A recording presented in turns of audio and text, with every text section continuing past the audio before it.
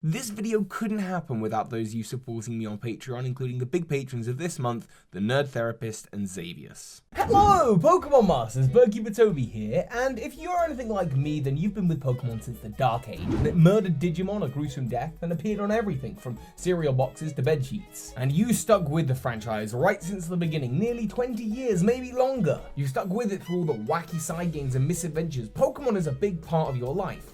But if you're anything like me, then you have this conversation with the person who cuts your hair. I do get my hair cut from time to time. Oh, so go on then, what do you do for a job? Oh, I make videos on YouTube. On YouTube? You don't say. All this newfangled technology. You make a living doing that? I don't know what accent I'm going for here. Yes, I do make a living doing that, and I talk about Pokemon. Pokemon? I remember Pokemon. Yeah, is that still around? I genuinely don't know whether that voice was a male, female, what accent was it? Jersey? I don't know. Because yes, it seems everyone out there in the real world seems to think Pokemon died somewhere along the line. But it's not dead. I've been playing it for 20 years. You've been playing it for 20 years. Is it dead? Am I dead? No, I'm not dead. That's not how this video goes. So, to look into this further, we're going to have to go back all the way to 1996 when the Pokemon franchise began. We don't have a time machine, so we can just Google the facts. Or much less factual, let's go with my personal memories. I was 2 back in 1996, I'm sure I remember it accurately. In 1996, not a lot was actually happening. Game Freak had launched Pokemon in Japan, but it wasn't really for another 2 years until it appeared here and the Pokemania surge began in 1998. And it was, wow, it was prolific. As I mentioned earlier, bedsheets, cereal boxes, it had Pokemon cards, there was a TV show, there was Pokemon Red and Blue, Pokemon Yellow was about to come out. Pikachu's face was on everything, and I mean everything. Heck, it became such a big force that certain religious groups were trying to demonize Pokemon for its promotion of evil monster summoning. It was a whole thing. It's a fair assumption to say that Pikachu is like the Japanese Mickey Mouse and that Pokemon was the new Japanese Disney. Hey, neither of them actually look like mice. And one of the big things that led to this was these guys, the Game Boy Color. The Game Boy was popular and the Game Boy Color was everywhere in the UK, certainly when I were a kid. They were bright, they were colorful, they could fit into your pocket, and by the way, there wasn't really other forms of portable handheld gaming. On top of that, it was displaying things in color. This was a big deal. Plus, there was a Game Boy Color game of just about every franchise. I remember my first Game Boy Color game was Star Wars: Obi-Wan's Adventures. So because I liked Star Wars, I got a Game Boy, and because I had a Game Boy, that meant I could play Pokemon. And when you're associating the Game Boy Color, you're also looking at the colored versions red, green, and blue. Sorry, we didn't have green. Red, blue, and yellow. Although, fun fact, when my parents were asking me what color Game Boy I want, I kept on saying, Pokemon Green, I want the Pokemon Green one. Because I'm a kid, I understand colors. Anyway, that doesn't matter. The Game Boy Color was everywhere. Pokemon was on it. And as we moved to 99 and then 2000, new sequels to the games came out, Pokemon Gold, Silver, and Crystal. Incredible follow-ups to an incredible start point, and I would argue that Pokemania still wasn't over by the time that Gold and Silver had come out. 1998 to 2000 was prime Pokemon time. It was everywhere and everyone remembers it, and that's what they're remembering when they say, hey, didn't Pokemon die?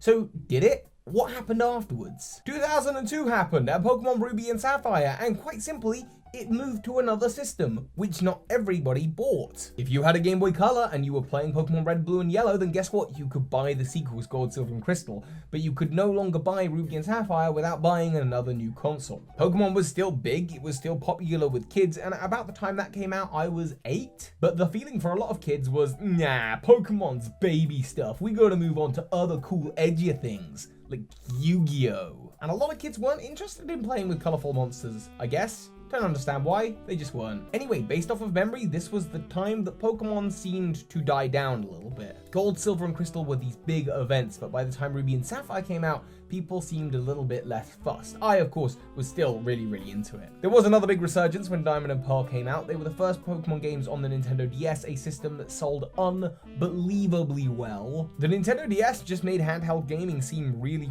cool. On top of that, there was a whole big war going on at the time in the gaming world, the DS versus versus the PS Vita? No, PSP. Yeah, that's the one. PlayStation Portable. I know my facts. Anyway, the DS outsold the PSP by like a very big margin. Anyway, as a result, the first handheld titles on that system were Diamond and Pearl, and Gen 4 saw a little bit of a resurgence. But then Pokemon didn't do a whole lot to shake things up or break the mold. They did lots of little interesting gimmicks like the Poke Walker in Heart Gold Soul Silver. I remember the kids in school while I was doing my last few years at school, my GCSEs, and seeing them with a Poke Walker and being like, ah, you like Pokemon too.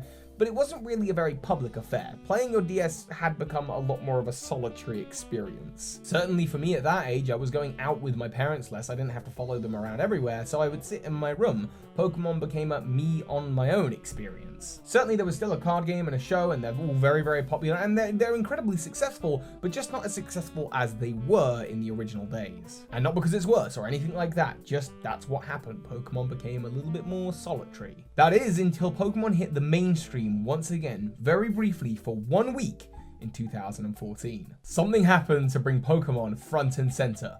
I'm talking, of course, about Twitch Plays Pokemon. Oh, what's a Twitch? Shut up, hairdresser. Twitch it's a thing. People do it. It's a living.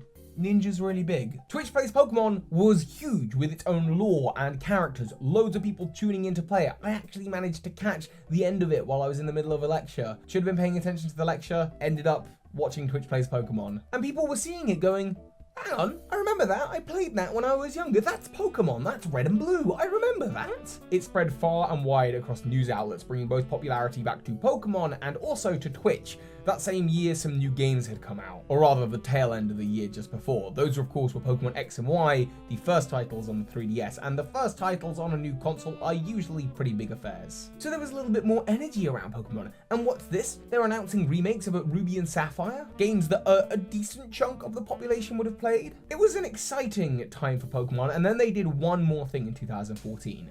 The April Fool's Day. April Fool's Day hit, and people across the internet were talking about how they could catch Pokemon across Google Maps, an idea that would later be revolutionized, as we all know. This one day causing such a buzz about Pokemon. Hang on, hadn't Pokemon died? But no, it's back. It's not just for the hardcores who were playing the competitive scenes and the fans who were playing it alone in their bedrooms. It turns out lots of people like Pokemon, and now it's nostalgic. Now it's been nearly, 20 years since it started? It's nostalgic and retro and cool to like Pokemon again. And Pokemon knew exactly what they had to do. They had to celebrate on that nostalgia in 2016. A new Pokemon title, Pokemon Sun and Moon, a new generation with new Pokemon. None of this Pokemon Z nonsense. Pokemon Evolutions in the TCG, harkening back to the retro days. The days of nostalgia that people remember. The release of Pokemon Red, Blue, and Yellow on Virtual Console. People could play the same games again as long as they had a 3DS system. A celebration for the hardcores with all the mythical Pokemon, the year of the mythical Pokemon, each of them being re-released. Oh, also this thing called Pokemon Go happened, don't worry about that. Pokemon was back and very much alive, and stirred a discussion that is still continuing today with the Nintendo Switch, using games like Let's Go Pikachu and Eevee to try and get some of those older fans back into the franchise's starter games, with brand new games coming out this year. So to summarize, when you're next talking to a hairdresser with an accent that can't be placed, and they ask you, hey, didn't Pokemon die? You can say, no, it's been here all along, and now it's back, and bigger than ever. Thanks for being part of the journey with me, and so hi, Pokemon Masters. This is Ash Ketchum. You just watched a video by Birdkeeper Toby. That makes you a Pokemon Master!